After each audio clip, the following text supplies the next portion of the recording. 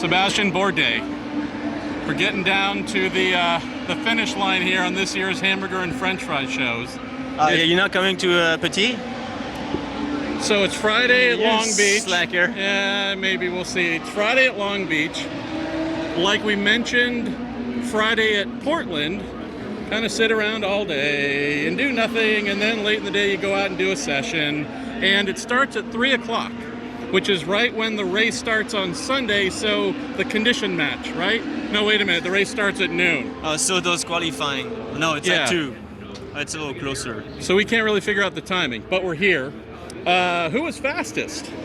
I think I've seen Colton Herta. Yes. Then Simon Pagenaud. And then Palou, who's never been here. And then Alex Palou, who's also very good at driving a race car.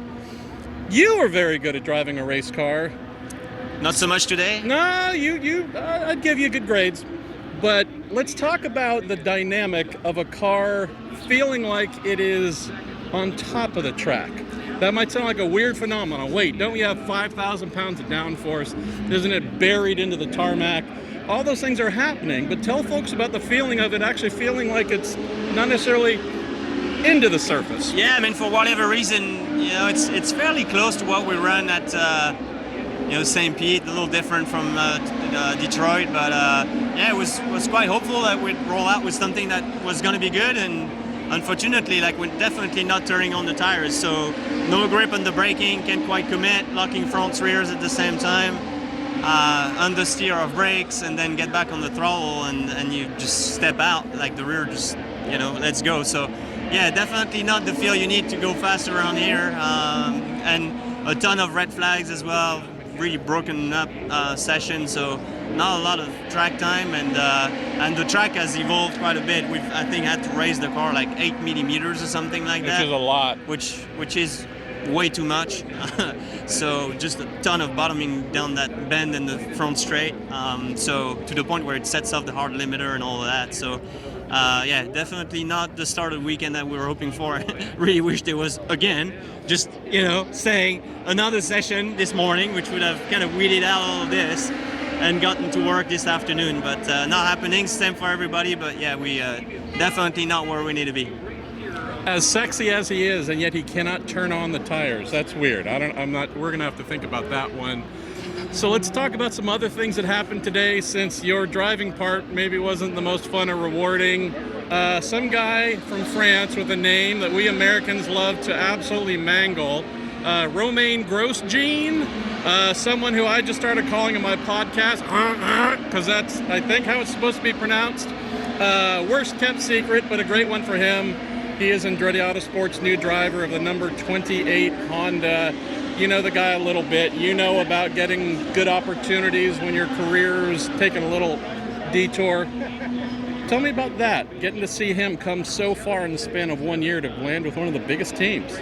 Yeah, no, huge achievement, and obviously going with his engineer as well to Andretti. So, obviously it can only be a great relationship, moving to more resources and better cars. So it's going to be quite interesting to see what happens next year. Callum Ilott confirmed as well with Juncos Hollinger Racing for 2022. So I think we're done with driver announcements for the weekend. I see Firehawk over there walking by. Look at that. It's the French fry and hamburger and yes. and roasted yes. Roasted chicken. Oh yeah, something. All right. We're hoping there'd be a third announcement this weekend about some guy who looks like you, driving for this team behind us. Spoke with Larry Foyt, team manager, team director, who said ongoing discussions, hoping.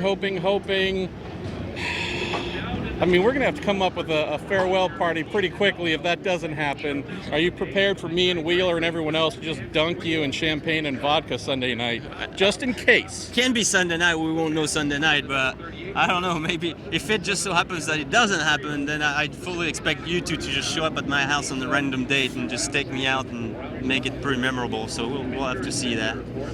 See if we can get him on an episode of Cops from Florida. Just run around naked. As if you don't already do that.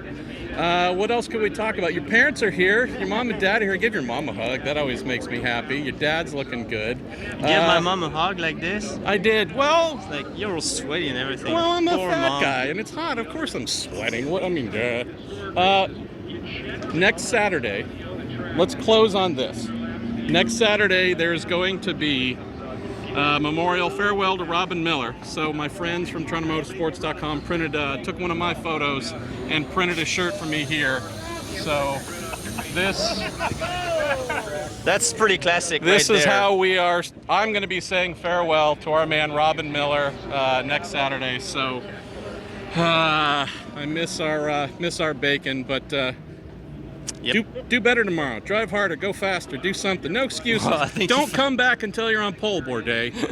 Yeah, might be on pole in the wall if I try any harder with the car like that. No, we'll figure it out. I think maybe we were a little bit too aggressive on mechanical balance or something. Just couldn't quite switch on those things, but we'll find something. Talk to you tomorrow.